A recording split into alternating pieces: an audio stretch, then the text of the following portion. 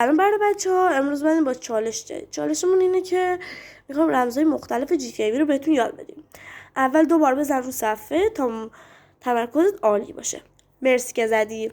خب رمز اول رمز موتوری که الان رو صفحه براتون اومده. 1-762-532-538 دیدین؟ خب رمز موتوره که الان موتور اومد. خب بریم رمز بعدی.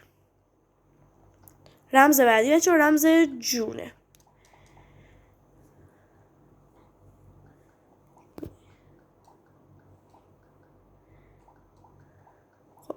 بچه‌ها این رمز جون یه ذره طولانیه.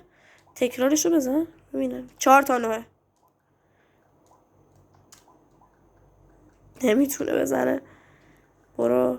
این رمز اصلیشه. باشه ببینین رمز اصلیشه. این رمز جونه به مدت 5 دقیقه. خب رمز بعدی بچه این پایین نمیبینی 4:58 همینه. رمز بعدی رمز پلیس گم کنه. بریم بعد از رمز پلیس گم کنه بچه‌ها رمز تفنگ.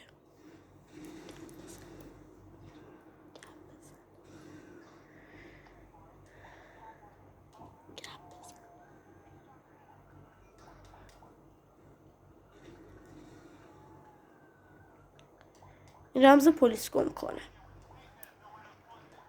دقت کنید نرو یه دقیقه. این رمز پلیس گم کنه دقیقش. رمز پلیس گم کنه دیاره.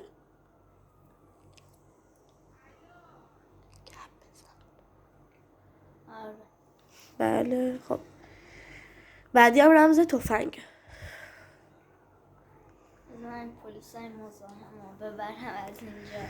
رمز پلیس گم کنه بزنه. چند تا رمز هم بهتون بار گفتیم ولی خب دیگه خب رمز حالا چی بود رمزش؟ پرش؟ نه آهان یادم رفت.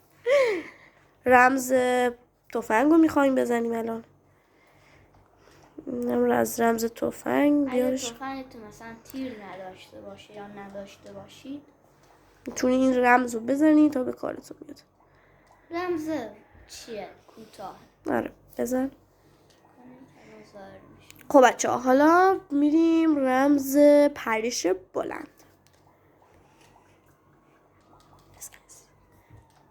بچه 1-3 تا 9.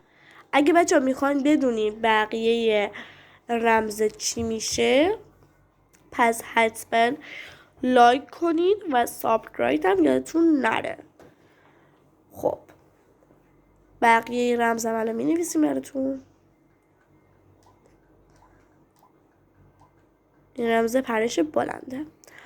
خب بچه ها تا برنامه دیگه با ویدیو دیگه خدا نگهدار.